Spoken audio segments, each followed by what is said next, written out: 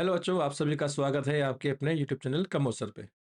आज की वीडियो में बच्चों हम बात करेंगे रसायन विज्ञान के चैप्टर 2 इलेक्ट्रोकेमिस्ट्री की।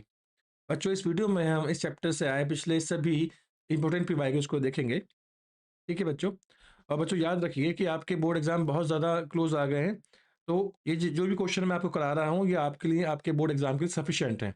अगर आप फिर भी इन सभी आंसर्स इन सभी क्वेश्चंस और उनके आंसर्स की पीडीएफ को परचेज करना चाहते हैं तो यहाँ ये सामने दी जा रहे नंबर पे कांटेक्ट कर सकते हैं।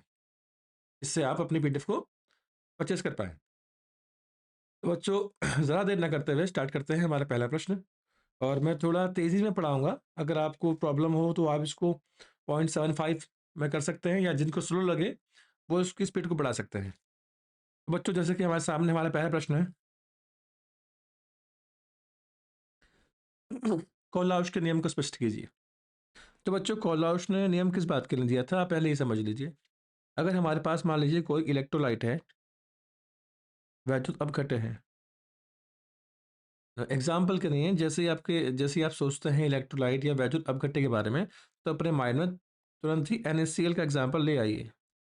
अब अगर हम इस NaCl को पानी में घोल दें और एक विलयन बना दें, उसके बाद भी हम इस विलयन में और ज़्यादा पानी डालते जाएं और इस विलयन को हम अनंत रूप से तनु कर दें, इन्फिनाइट डाइल्यूट कर दें, मतलब हमें खुद भी नहीं पता है कि इसमें हमने इसको कितना तनु किया है। ठीक है, तो हमने इसको कर दिया है अनंत रूप से तनु, बहुत पतला कर दिया है।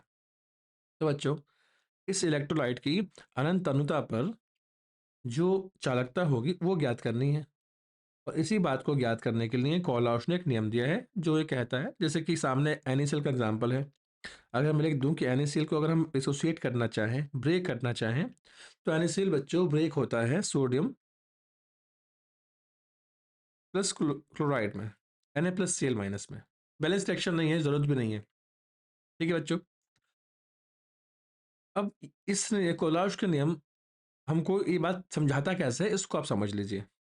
कोलाउश के नियम कहता है कि किसी भी वैद्युत अपघट्य की अनंत तनुता पर जो मोलर चालकता होती है बच्चों, उसकी जो मोलर चालकता होती है इनफिनिट डायल्यूशन पर बच्चों बराबर होती है उस अपघट्य के धनायन और उस अपघट्य के ऋणायन की मोलर चालकताओं के योग के बच्चों। ठीक है, इसी बात को अगर मैं मैथमेटिकल एक्सप्रेशन में लिखना चाहूँ तो मैं लिख सकता हूँ कि जो मोलर चालकता है इनफिनिट डायल्यूशन पर, वो धनायन और ऋणायन, ये कैटायन लिख दिया है, ये मैंने एनायन लिख दिया है, धनायन और ऋणायन की मोलर चालकताओं के योग के बराबर होती है।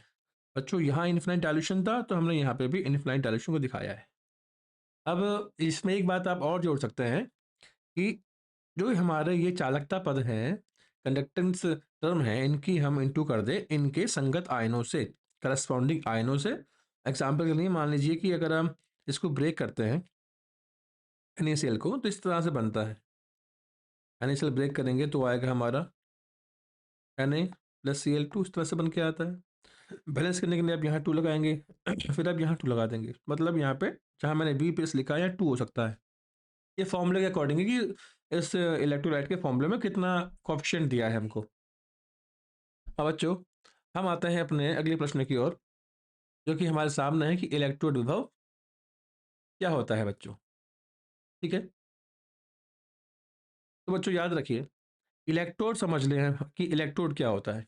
याद रखिए, किसी भी धातु की छड़ को हम इलेक्ट्रोड कह सकते हैं। इलेक्ट्रोड अधातु के भी बन जाते हैं, लेकिन हम यहाँ पे सिर्फ धातु की बात कर रहे हैं। अब मान लीजिए इस धातु की छड़ को हमने रख दिया है इसी धातु के विलयनों में। ठीक है, तो इस इलेक्ट्रोड के पास, इस धातु की छड़ के पास ये क्षमता होती है, ये इलेक्ट्रॉन को एक्सेप्ट कर पाए या फिर लूज कर पाए, मतलब या तो ये ग्रहण कर ले इलेक्ट्रॉनों को या त्याग दे। बच्चों यही क्षमता कहलाती है आपकी इलेक्ट्रोड विभव। इसकी एक और परिभाषा भी है, जैसे ही हम इस इलेक्ट्रोड को इसके धातु आयनों में रखते हैं, तो इस इलेक्ट्रोड और इसके विलयन के मध्य में एक विभवांतर क्रिएट हो जाता है। उसी विभवांतर को हम बच्चों बोलते हैं इलेक्ट्रोड विभव। अब इसके बाद हमारा तीसरा प्रश्न है कि मानक इलेक्ट्रोड विभव क्या होता है। तो बच्चों जो आपका इलेक्ट्रोड विभव होता है, अगर उसी को हम मानक परिस्थितियों में मीजर करें, उसे हम बोलते हैं मानक इलेक्ट्रोड विभव। बच्चों, मानक परिस्थितियां तीन प्रकार की होती हैं। तीन होती हैं। अगर आपका जो इलेक्ट्रोड निकाय है, मैंने इससे पहले जो आपको बना के दिखाया था, ये इस पूरी चीज को ही इलेक्ट्रोड निकाय या इलेक्ट्रोड असेंबली बोलते हैं बच्चों। तो जो हमारा इलेक्ट्रोड निकाय या इलेक्ट्रोड असेंबली है, इसका टेम्परेचर 298 केल्विन या 25 डिग्री सेल्सियस होना चाहिए बच्चों। अगर इस असेंबली के अंदर कोई गैस ली है हमने, तो उसका प्रेशर 180 में होना चाहिए। और साथ में अगर यहाँ पर जो सॉल्यूशन दिया है जिसमें हमने अभी इलेक्ट्रोड को डुबोया था, उसकी कंसंट्रेशन 1 मोल पर लीटर होनी चाहिए। इसी के अकॉर्डिंग मैं एक नई डेफिनेशन यहाँ पे मानक इलेक्ट्रोड विभव की बना सकता हूँ। वो क्या है कि किसी इलेक्ट्रोड को, मान लीजिए कोई इलेक्ट्रोड है, और इस इलेक्ट्रोड को हमने 25 डिग्री सेल्सियस पर किसी भी सॉल्ट के, किसी भी इलेक्ट्रोलाइट के 1 मोल पर लीटर सॉल्यूशन में विलियन में रख दिया है। तो बच्चों, इस समय पर जो इस मेटल मतलब धातु और इसके विलियन मतलब मेटल आयन, धातु आयन के बीच में जो विभवांतर क्रिएट हो रहा होगा, प्रोड्यूस हो रहा होगा बच्चों, वही हमारा मानक इलेक्ट्रोड विभव। अब हम जाते हैं अपने तीसरे प्रश्न पर, जो कि आपके सामने है कि विद्युत वाहक बल में और विभवांतर में बच्चों क्या अंतर है। ठीक है, यहाँ हम लिखते हैं ईएमएफ, यहाँ लिखते हैं हम विभवांतर। याद रखिए, ईएमएफ भी दो बिंदु के बीच में विभव का अंतर होता है, और उसी तरीके से जो हमारा विभवांतर है, ये भी दो बिंदु के बीच में विभव का अंतर होता है। फिर डिफरेंस क्या है? ये तो सेम हो रहा है। डिफरेंस ये है बच्चों कि ईएमएफ हम नापते हैं जब हमारा सर्किट या जो हमारा परिपथ है ओपन हो, और जब विभवांतर हम तब कहते हैं जब हमारा सर्किट क्लोज होता है बच्चों। मतलब यहाँ पे खुले परिपथ की बात करते हैं हम, यहाँ बात करते हैं बंद परिपथ की। ये पहला अंतर था बच्चों। दूसरा अंतर में हम यहाँ बोल सकते हैं कि जो ईएमएफ है, इसका अस्तित्व परिपथ के भंग होने के बाद भी होता है, लेकिन विभवांतर अगर आपने परिपथ को भंग कर दिया, तो बच्चों उसका अस्तित्व खत्म हो जाएगा। तीसरा पॉइंट है बच्चों कि जो ईएमएफ है, ईएमएफ हमेशा ज्यादा होता है किससे? विभवांतर से। लेकिन विभवांतर, इसका उल्टा कर दीजिए, विभवांतर कम होता है ईएमएफ से। दोनों सेम बातें हैं बच्चों। चौथी बात मैं आपको बता दूं कि ईएमएफ ही वो चीज है जो कि स्थायी धारा के लिए उत्तरदायी होती है।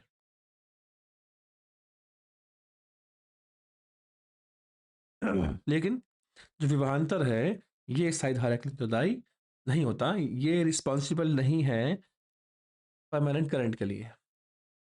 तो बच्चों, 2 नंबर में आता है, उसके लिए 4 पॉइंट लिखना काफ़ी है। अब हम जाते हैं अपने नेक्स्ट क्वेश्चन की ओर, जो कि है प्रबल वैद्युत अपघट्य, दुर्बल वैद्युत अपघट्य, मतलब strong electrolyte and weak electrolyte.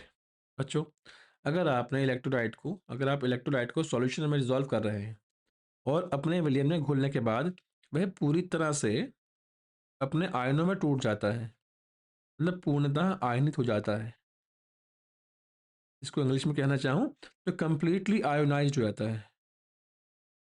ठीक है, तो बच्चों वह है आपका स्ट्रॉन्ग।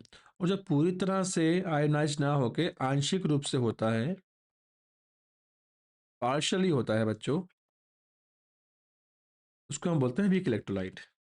एग्जाम्पल के लिए यहाँ पे आप NaCl ले लीजिए, KCl ले लीजिए, HCl भी ले लीजिए, कोई दिक्कत नहीं। आंशिक में हम ले सकते हैं एसिटिक एसिड CH3COOH। ठीक है बच्चों, अब है हमारा अगला प्रश्न कि विद्युत रासायनिक श्रेणी क्या है, इसके अनुप्रयोग। ये बहुत बार बोर्ड में आता है, पिछले बार शायद ये बोर्ड में नहीं आया था, इस बार संभावना इसके आने की बहुत ज़्यादा है। तो बच्चों, 2 साल पहले तक तो इसकी परिभाषा कुछ और थी, लेकिन एनसीईआरटी ने इसकी परिभाषा को अब बदल दिया है। पहले हम बोलते थे कि एसआरपी क्या समझाऊंगा अभी, एसआरपी का इंक्रीजिंग ऑर्डर, लेकिन अब बच्चों ये हो गया है डिक्रीजिंग ऑर्डर। अब समझते हैं क्या है ये। मान लीजिए आपके पास बहुत सारे मेटल हैं, धातु है, बहुत सारे नॉन मेटल हैं, धातु है। इलेक्ट्रोड तो आप सभी का बना सकते हैं, ठीक है। आपने इन सभी का इलेक्ट्रोड बनाया बच्चों। इनका इलेक्ट्रोड बनाने के बाद आपने इनका मानक अपचयन विभव, मतलब स्टैंडर्ड रिडक्शन पोटेंशियल, एसआरपी कहूंगा इसको मैं, एसआरपी फाइंड कर लिया। अब आपने इन सभी जो भी इलेक्ट्रोड थे, माना आपने 10 इलेक्ट्रोड बनाए थे, 1 2 3 4 5, मान लीजिए 5 ही मान लीजिए, और आपने इन सभी इलेक्ट्रोडों को इनके एसआरपी के डिक्रीजिंग ऑर्डर में लगा दिया। एसआरपी का डिक्रीजिंग ऑर्डर, ठीक है बच्चों। तो जो एक सीरीज बन के हमारे सामने आती है वही है हमारी इलेक्ट्रोकेमिकल सीरीज या वैद्युत रासायनिक श्रेणी। इसके दो अनुप्रयोग बताने हैं, तो पहला दूसरा बात करते हैं। इसका यूज आप कर सकते हैं किसी भी सेल का ईएमएफ फाइंड करने के लिए, विद्युत वाहक बल फाइंड करने के लिए, ठीक है। और साथ में इसकी हेल्प से आप किसी भी धातु की या मेटल की रिएक्टिविटी को, सक्रियता को आसानी से ज्ञात कर सकते हैं। अब हमारा अगला प्रश्न है कि विशिष्ट चालकता और मोलर चालकता को परिभाषित कीजिए और इनके बीच में संबंध ज्ञात कीजिए। तो बच्चों याद रखिए, हमने हाई स्कूल में पढ़ रखा है, एक शब्द पढ़ा था हमने, टर्म पढ़ा था प्रतिरोध, ठीक है बच्चों। हम जानते हैं कि अगर हम प्रतिरोध का व्युत्क्रम कर दें, मतलब इसको आर बोलते हैं, इसको अगर हम 1/r कर दें, तो बच्चों ये कहा जाता है कंडक्टेंस, चालकता। इसी तरह से आर के फॉर्मूले में जब हम पता है कि जो आर होता है प्रतिरोध होता है, प्रोपोर्शनल होता है लेंथ के, और इन्वर्सली प्रोपोर्शनल होता है एरिया के, एरिया ऑफ क्रॉस सेक्शन के। जब हम इसको लिखेंगे तो हमारे पास आएगा R is equal to rho L upon A, जहाँ पर बच्चों ये जो रो है इसी को हम बोलते हैं विशिष्ट प्रतिरोध। तो अभी मैंने बताया प्रतिरोध के व्युत्क्रम को बोलते हैं चालकता, तो बच्चों विशिष्ट प्रतिरोध के व्युत्क्रम को बोलते हैं विशिष्ट चालकता, जिसको हम दिखाते हैं कैप्पा से, ठीक है बच्चों। याद रखिए इन सभी का यूनिट आपको पता होना चाहिए, ठीक है, क्योंकि अलग से ही पूछ लेता है। इसका यूनिट है हमारा ओम इनवर्स और centimetre inverse, sorry centimetre inverse, ठीक है बच्चों। इसके बाद हमारा अगला प्रश्न है, सॉरी अभी मौलिक चालकता भी यहाँ पे बची हुई है, इसको भी हम यहाँ पे देख लेते हैं कि ये क्या होती है। बच्चों कोई इलेक्ट्रोलाइट है, अब इस इलेक्ट्रोलाइट का मैंने 1 मोल लिया है, कितना मोल लिया है, 1 मोल। इसके 1 मोल में जितने भी आयन्स होते हैं, आयन होते हैं, और इन आयनों की जो भी कंडक्टिंग पावर होती है, चालकता शक्ति होती है बच्चों, इसी को हम बोलते हैं मोलर चालकता या मोलर कंडक्टेंस या मोलर कंडक्टिविटी, ठीक है। इसका यूनिट भी हम आपको बताते हैं, इसका इकाई मात्रक जो भी आप कहना चाहें वो होता है ohm inverse, centimetre square, mole inverse, ठीक है बच्चों। यूनिट पे आप बहुत ज़्यादा ध्यान देना, क्योंकि ये 1 मार्क्स में आपसे 1 to 10 क्वेश्चंस में पूछ सकता है, ठीक है। इनके बीच में संबंध बताना है, रिलेशन बताना है, तो बच्चों इसके बीच में रिलेशन जो है वो है कि जो हमारी मोलर चालकता है ये बराबर होती है विशिष्ट चालकता बटे, यहाँ पे सी जो है बच्चा ये सांद्रण आपका कंसंट्रेशन। ये भी लिख सकते हैं आप, एक संबंध ये भी है। दूसरा संबंध अगर आप मोलरता के, मोलरिटी के संबंध में दे पाए तो ये होता है lambda M is equal to kappa 1000/m बच्चों। ये दोनों ही इसके संबंध हैं, जो भी आपको सही लगे आप लिख सकते हैं। बच्चों हमारा अगला क्वेश्चन है कि मूलर चालकता पे तनुकरण का क्या प्रभाव पड़ता है, ये पूछा गया है 2 नंबर में। तो अगर मैं इसको 1 मार्क्स के अकॉर्डिंग बोलना चाहूँ तो मैं बोल सकता हूँ कि अगर आप किसी विलयन को तनु करते हैं तो जो आपकी मूलर चालकता है बच्चों, इसमें बहुत ही थोड़ी सी वृद्धि होती है, बहुत ही माइन्यूट सा इंक्रीजमेंट आता है बच्चों। इसकी इसकी वजह क्या होती है ये भी आप जान लीजिए कि क्या कारण है, क्या रीज़न है इसके हल्का सा बढ़ने का। तो बच्चों इसका कारण ये होता है कि जैसे ही आप किसी विलयन को तनु करते हैं तो उसकी सांद्रता कम हो जाती है, क्योंकि आपने विलय तो मिलाया ही नहीं है। सांद्रता कम होने का मतलब है कि प्रति इकाई आयतन में उपस्थित पर यूनिट वॉल्यूम में प्रेजेंट जो भी आपका वॉल्यूम कंसंट्रेशन है वो डिक्रीज हो जाएगी। तो बच्चों होता क्या है, इसकी वजह से विलय के अणुओं के बीच में जो अट्रैक्शन फोर्स होती है, जो आकर्षण बल होता है, ये धीरे धीरे कम होने लगता है। अब चूंकि आकर्षण कम होगा तो ये मॉलिक्यूल एक दूसरे से दूर जाना चाहेंगे, और दूर जाएंगे बच्चों तो सीधी सी बात है, आयन्स ही वो होते हैं जो कि इलेक्ट्रिसिटी को कंडक्ट करते हैं। तो जब ये आयन्स दूर जाएंगे तो दूर तक इलेक्ट्रिसिटी भी लेके जाएंगे। इसका मतलब है कि हमारी जो चालकता थी, जो मोलर चालकता थी, उसमें थोड़ी सी इंक्रीजमेंट हो जाएगी, वृद्धि हो जाएगी बच्चों। अब हमारा अगला प्रश्न है कि शी क्या होता है, इसकी सभी रासायनिक अभिक्रियाओं को समझाइए।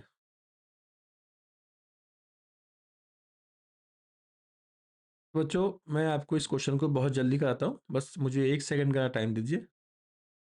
ठीक है,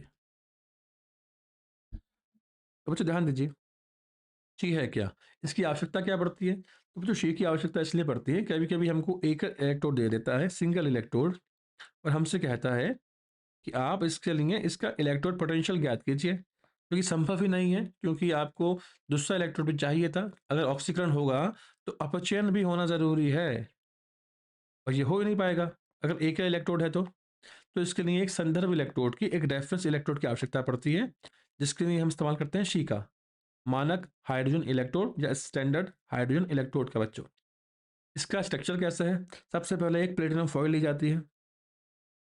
इस प्लेटिनम फॉइल पे प्लेटिनम ब्लैक की लेयर चढ़ाते हैं।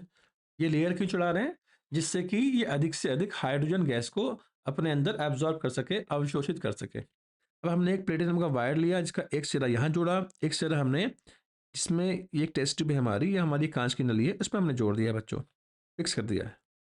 ठीक है, इस ट्यूब के अंदर हमने भर दिया है पारा, दिखाया नहीं गया है बहुत सी बुक्स के अंदर। अब इस कांच की नली को हमने एक दूसरी कांच की नली में रख दिया, ऐसी कांच की नली जिसका बॉटम ओपन है, जो नीचे से खुली हुई है। अब हमने एक बीकर लिया बच्चों, उस बीकर में हमने HCl का सॉल्यूशन बनाया है, और जिसकी कंसंट्रेशन 1 मोल/लीटर है। अब हमने इस पूरी असेंबली को उठाया और यहाँ रख दिया, इस तरह से रख दिया। इसके अंदर मैं बता दूं आपको, पहले ही H+ है, यहाँ एक हल्की सी ओपनिंग है ताकि यहाँ से हम H2 गैस को, हाइड्रोजन गैस को अंदर डाल सके। जब गैस अंदर आएगी तो ज़्यादातर गैस तो ये जो आपका प्लेटिनम ब्लैक दिख रहा है आपको, ये कर लेगा एब्जॉर्ब, बाकी गैस आएगी बच्चों नीचे, और यहाँ दिखेंगे हमको बुलबुले। ये बुलबुले होंगे बच्चों हाइड्रोजन के। तो एक समय ऐसा आएगा कि इस हाइड्रोजन के बीच में और इस विलेन में उपस्थित हाइड्रोजन आयन के बीच में इक्विलिब्रियम आ जाएगा। ठीक है, ये बच्चों उसकी पूरी संरचना थी। अब हम बात करते हैं इनकी अभिक्रियाओं की। तो शी का इस्तेमाल हम एज ए एनोड भी कर सकते हैं, और बच्चों एज ए कैथोड भी कर सकते हैं, दोनों तरह से इसका यूज़ हम कर सकते हैं। तो एज ए एनोड के लिए यहाँ पर सबको पता है कि एनोड पर क्या होता है, ऑक्सीडेशन होता है बच्चों, मतलब H2 से हम जाएंगे H+ की ओर। कब, जब इलेक्ट्रॉन लूज करेंगे। तो आप चाहें बैलेंस करने के, चाहे यहाँ 2 लगा लीजिए, यहाँ 2 लगाना नहीं चाह रहे हैं, यहाँ 1/2 कर लीजिए, जैसा आप चाहें। सेम इसी तरह से कैथोड पे क्या होता है बच्चों, कैथोड पे होता है रिडक्शन, अपचयन।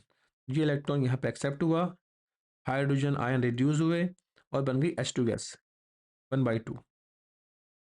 इन दोनों ही केसों में बच्चों, एनोड के केस में जो इसका मानक ऑक्सीकरण विभव है, और कैथोड के केस में जो इसका मानक अपचयन विभव है बच्चों, वो दोनों ही 0 होते हैं। ठीक है बच्चों, मुझे उम्मीद है कि आपको ये लेक्चर बहुत अच्छे से समझ में आया होगा, और आज के लिए बच्चों हम इतना ही करेंगे। ठीक है, मुझे उम्मीद है कि आपको जो भी मैं पढ़ा रहा हूँ बहुत अच्छे से समझ में आ रहा होगा। कुछ चीज़ें हैं जिसमें हम गलती भी कर रहे हैं, और बहुत तेज़ी से ही पढ़ा दे रहे हैं, क्योंकि बहुत कम टाइम बचा है आपके बोर्ड्स में। तो बच्चों, अगर आपको हमारा पढ़ाया हुआ अच्छा लगता है तो आप हमको सब्सक्राइब करें और लाइक करें, और जितने भी आपके ऐसे दोस्त हैं जो हार मान चुके हैं कि अब वो जो है एग्ज़ाम में पास ही नहीं होंगे, तो उन तक ये वीडियो बच्चों ज़रूर शेयर करें। जिससे वह सभी इन सभी वीडियोज़ का, उनके क्वेश्चंस का, आंसर्स का फ़ायदा उठा पाएँ बच्चों। ठीक है? तो आज के लिए बच्चों इतना ही। आगे आप पढ़ते रहिए, मेहनत करते रहिए।